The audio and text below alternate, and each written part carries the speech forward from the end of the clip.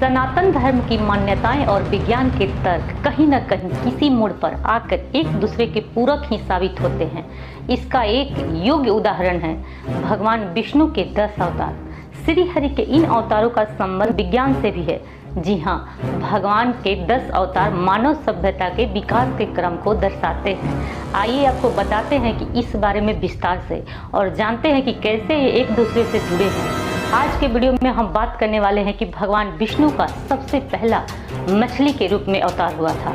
मछली मानव जीवन की उत्पत्ति को दर्शाती है। ऐसा इसलिए कि पृथ्वी पर जीवन का प्रारंभ जल से हुआ था। तो दोस्तों, कहानी शुरू करने से पहले अगर आप इस चैनल पर नए हैं तो नीचे रेड वाले सब्सक्राइब बटन पर क्लिक करके बेल आइकन को प्रेस कर दें। तो चलिए बिना स्किप किए हुए कहानी को शुरू करते हैं। एक दिन एक धर्मात्मा राजा तप कर रहा था। राजा का नाम सत्यव्रत था।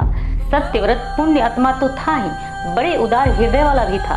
सुबह का समय था, सूर्योदय हो चुका था।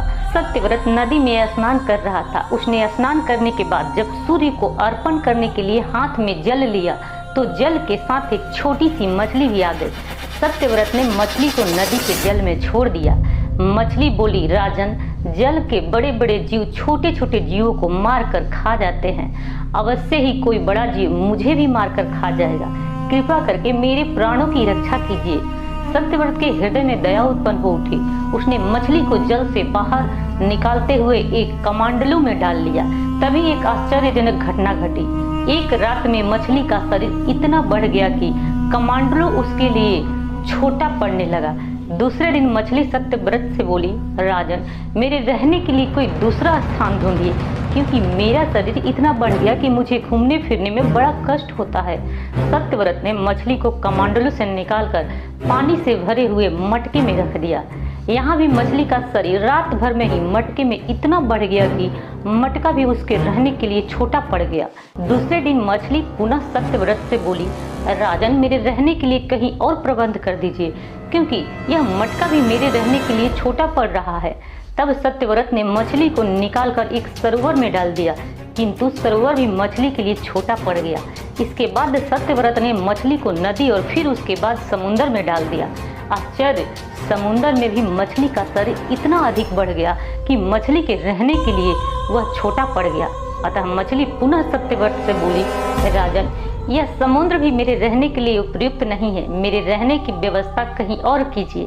अब सत्यव्रत चकित हो उठा। उसने आज तक ऐसी मछली कभी नहीं देखी थी। वह चकित भरे स्वर में बोला, मेरी बुद्धि को अथाह सागर में डुबो देने वाले आप कौन हैं? मत्स्य रूपी धारी श्री हरि ने उत्तर दिया, राजन, हयग्रीव नामक दैत्य ने वेदों को चुरा लिया है। जगत में चारों ओर अज्ञानता और अधर्म का अंधकार फैला हुआ है। मैंने हयग्रीव को मारने के लिए ही मत्स्य का रूप धारण किया है। आज से 7वें दिन पृथ्वी प्रलय के चक्र में फिर जाएगी। समुद्र उमड़ उठेगा, भयानक वर्षा होगी। जल के अतिरिक्त कहीं भी कुछ भी दिखाई नहीं देगा। आपके पास एक नाव पहुंचेगी। आप सभी अनाजों और औषधियों के बीजों को लेकर सप्त ऋषियों के साथ नाव पर बैठ जाइएगा। मैं उसी समय आपको पुनः दिखाई दूंगा और आपको अद्भुत ज्ञान प्रदान करूंगा। सत्यव्रत उसी दिन से श्री हरि का स्मरण करते हुए प्रलय की प्रतीक्षा करने लगे। 7वें दिन प्रलय का दृश्य उपस्थित हो उठा। समुद्र भी उमड़कर अपनी सीमाओं से बाहर बहने लगा। भयानक बारिश होने लगी। थोड़ी ही देर में सारी पृथ्वी जल ही जल हो गया। संपूर्ण पृथ्वी जल में समा गई। तभी उसी समय एक नाव दिखाई पड़ी। सत्यव्रत सप्त ऋषियों के साथ उन नाव पर बैठ गए। उन्होंने नाव के ऊपर संपूर्ण अनाज और औषधियों के बीज भी भर लिए। नाव प्रलय के सागर में तैरने लगी। प्रलय के उस सागर में उस नाव के अतिरिक्त कहीं भी कुछ भी नहीं दिखाई दे रहा था। सहसा मत्स्य रूपी भगवान प्रलय के सागर में दिखाई पड़े। सत्यव्रत और सप्त ऋषिगण मत्स्य रूपी भगवान की प्रार्थना करने लगे। भगवान से आत्मज्ञान पाकर सत्यव्रत का जीवन धन्य उठा। वे जीते जी ही जीवन मुक्त हो गए। प्रलय का प्रकोप शांत होने पर मत्स्य रूपी भगवान ने हयग्रीव राक्षस को मारकर उसे वेद छीन लिए। भगवान ने ब्रह्मा जी को पुनः वेद दे दिए। इस प्रकार भगवान ने मत्स्य रूप धारण करके वेदों का उद्धार तो किया ही, साथ ही संसार के प्राणियों को भी अमित कल्याण किया। पृथ्वी जब जल में डूब रही थी तब मत्स्य अवतार में भगवान ने उस ऋषि की नाव भी रक्षा की। इसके पश्चात ब्रह्मा ने पुनः जीवन का निर्माण किया। तो दोस्तों, ये कहानी अच्छी लगी हो तो इस वीडियो को फेसबुक, ट्विटर, व्हाट्सएप आदि पर अपने दोस्तों को शेयर करें।